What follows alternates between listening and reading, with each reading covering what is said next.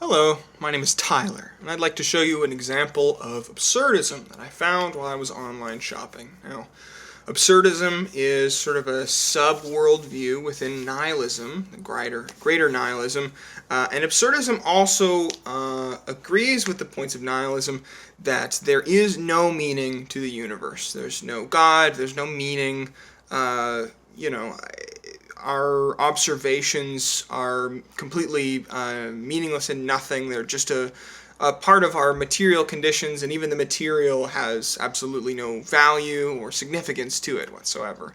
Um, it's sort of a lack of reality or worldview because it can't sort of positive claim of meaning or value or virtue or beauty over anything.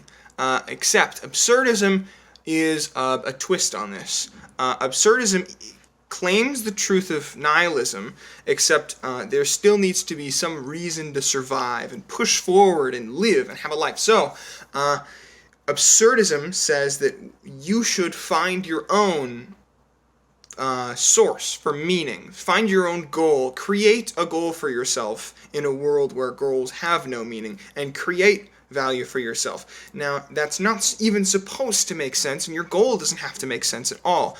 It doesn't matter. It's absurd, and that's where the word comes from. You are supposed to be creating sort of a meaning for yourself so that you just have something to seek and don't just stop breathing and die suddenly because you decided on nihilism.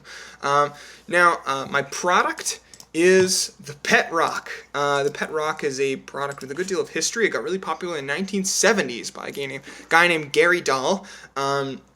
It's a rock with a little bit of straw that comes in a cardboard box with a little manual on how to take care of it. Now, of course, rocks aren't pets. I don't know if I need to say that out loud, but they're not pets. There is no relationship that you can form with a pet rock.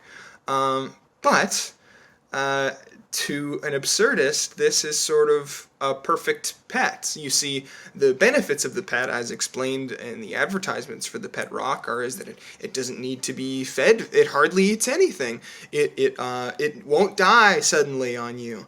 It doesn't need to go on long walks. It's a very low maintenance pet, and it's easy for children to even take care of one. And now, of course, you can't teach it to shake hands, but it's still a good companion. But to absurdism, it is a genuinely equal companion to a real pet, because it's not about whether you receive the face licks of affection from a dog. The point is that you're artificially creating a bond for yourself with something that you don't need to have a bond with. There's no moral law telling you that this thing is real or has value outside of you. You create your own bond with your pet rock by willing yourself to create a bond with your pet rock. The founder of this product, Gary Dahl, became a millionaire in the 1970s. It was a huge hit, and of course it was a gag for some. It was just a joke, but irony to the nihilist and to the absurdist is deeply important. Death itself is okay, because the idea of holding value to your whole life and then dying and having it's a proof of nihilism that you will die, and so it doesn't matter. And so that is the ironic distension, the ironic relief of a nihilist that actually is relieving. And so in this case, it's an ironic satisfaction of your own worldview to buy a pet rock and invest attention into it, because you're actually saying it's okay to invest into something that won't invest back into you. The world isn't real. It's not going to invest back into you.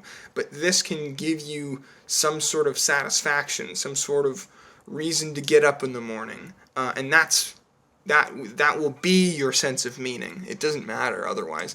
And so this gift was very popular, and it's very clearly an absurdist nihilist sort of participation. Many people who got their pet rocks in the 1970s continue to look after and care for and pet their pet rock for decades, keeping it as a treasured sentimental object of fabricated value to them that outlived many other pets.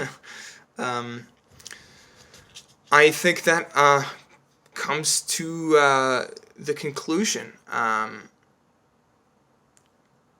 Absurdism is sort of, it's a funny gift, but absurdism revels in the humor and the irony of there being no meaning, and so that's what makes the two mesh well together. That tension of needing to be invested back into is relieved when you buy a pet rock.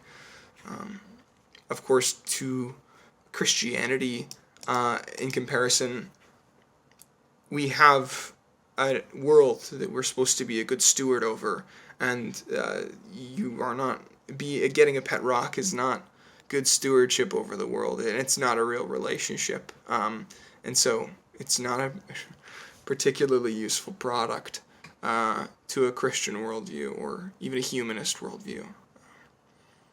But thank you for listening to me.